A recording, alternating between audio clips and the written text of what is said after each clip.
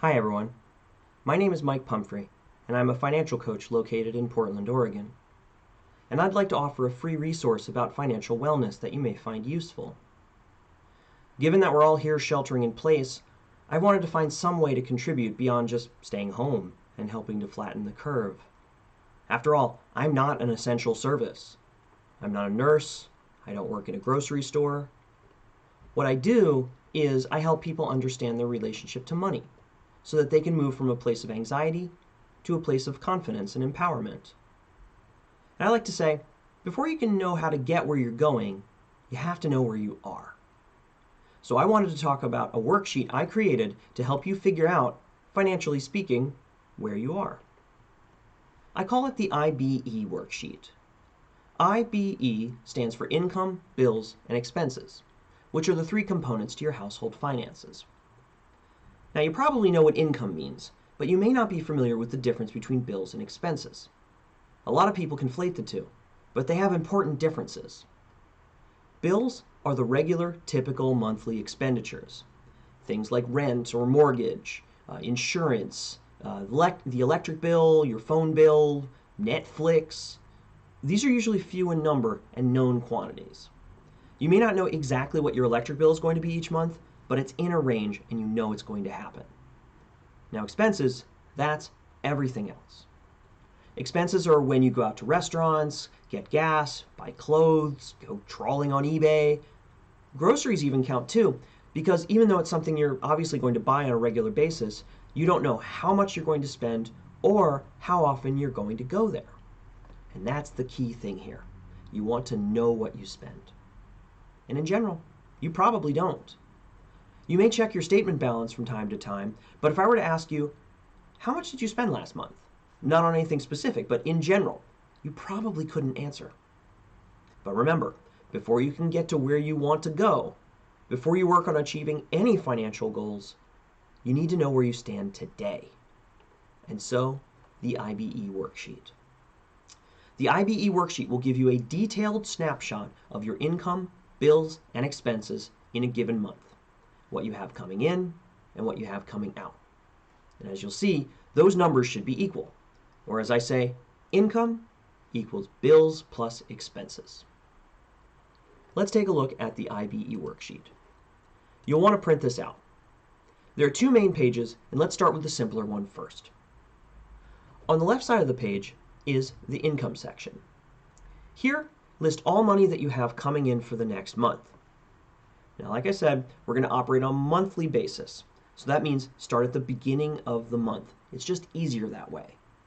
If you want, you can do the 20th to the 20th or whatever if you want to get started right away. But in general, I prefer that you start at the beginning of the month. Also, let's be honest, life is pretty uncertain right now, so you may not know the answer to this section just yet. That's okay. Just do the best you can. If you have a salary, enter your take-home pay. If you're receiving unemployment, enter that here as well. If you're dipping into your savings, that counts too. You want to write down everything that you think is going to come into your pocket this month. Next, let's move on to bills. That's on the right side of this page.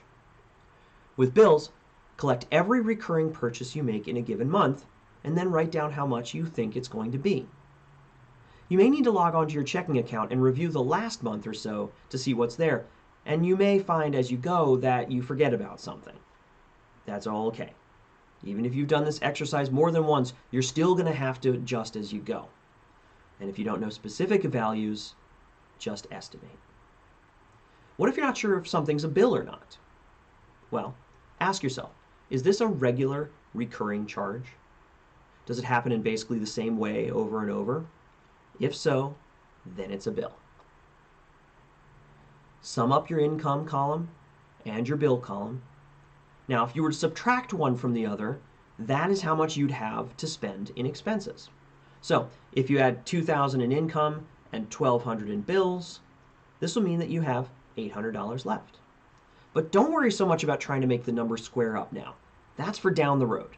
This exercise right now is just about gaining awareness into the behaviors you're already doing. The IBE worksheet is very flexible and can do a lot more than just that, but that's what we're focused on right now. Okay, let's continue. Let's go to the other page in the worksheet. This is the expenses side. It's a big page, but don't panic. The work is pretty simple.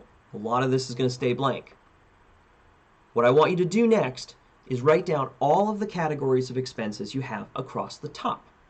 I've listed a bunch already. We've got groceries, food out, which is things like restaurants, transport, that's gas and tolls and bus fare, clothes, you get the idea. If there's a category that I missed, enter it in. But don't go crazy. You don't need any more than 10 or so categories. Once you have that done, your task, should you choose to accept it, is as follows. Whenever you spend something in one of these categories, write down how much you spent on that day. So, if I bought a shirt for $25 on day 1, I'll write 25 on the clothes column for that day. Do this every day for an entire month. Everything that's not a bill goes here. Now this may seem like a lot of work, but it's not really. I've been doing this kind of work in my own life for over a decade, and I find that it takes about 3 minutes at the end of the day. And of course, make it simple. Round to the nearest dollar. If you spent $4.65, write 5. Keep the page by your bed or in your bag or wherever you're likely to use it. Create a system that makes it easy and helps you succeed. Now, some of you would say, well, I just use Mint or I look at my online statement. How will this help me? The answer is here. The difference is that you are being active. You are actively tracking your purchases. With an online statement, you're seeing what you did. Here, you're tracking what you do. Active instead of passive. When you make a purchase, you know you need to write it down. And that makes the purchase much more real, which is something we probably need in this age of one-click easy ordering. We want to feel our purchases. Also, Mint and other sites give you shortcuts, and shortcuts will not help you. It's not what you need. What you need is clarity.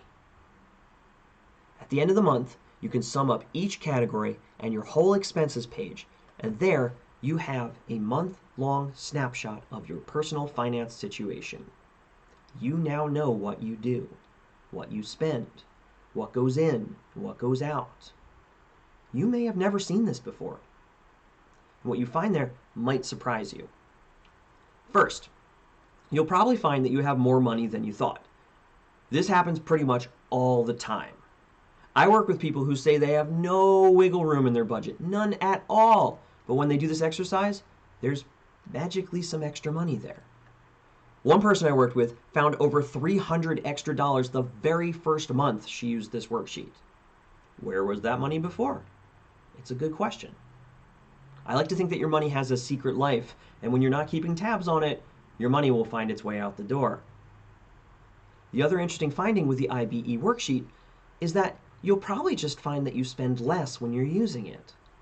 That's a weird quirk of the system. Tracking your spending makes you spend less.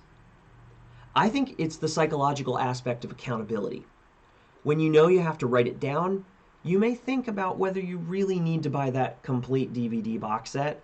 Will you really watch the whole thing? Or maybe you could just buy an episode or two. Makes you think twice. Now, once you know what you do, you will then have a special opportunity, and that's to change. If you find that you spend $800 on restaurants last month, but your income is only $2,000, maybe you want to change that. Maybe that doesn't align with your values or what's important to you. I heard a great quote once. Don't tell me what you value. Show me your budget, and I'll tell you what you value. You want your spending to align with the spending that's important to you. But less is not always the goal. I happen to love restaurants. I love food I didn't make. It brings me joy, and I prioritize that in my spending. That's okay. On the other hand, if you're spending more than you make, then yes, you're going to need to spend a little bit less. Remember what I said at the beginning. What comes in needs to equal what comes out. Income equals bills plus expenses. Once you know what you do, you have the power to change it. You are not destined to feel poor or hopeless. You can take control of your finances and your life. And the IBE Worksheet is a tool to help you on that journey. I hope you find the IBE Worksheet useful. If you use it, I'd love to hear about your experience. If you have any questions about the worksheet or other steps you can take towards financial wellness, please reach out to me at mike@empathicfinance.com or go to empathicfinance.com. Thanks. Stay safe wherever you are and keep looking to the future, because we're going to make it there and it's going to be really good. I'm Mike Pumphrey. Thanks for watching and take care.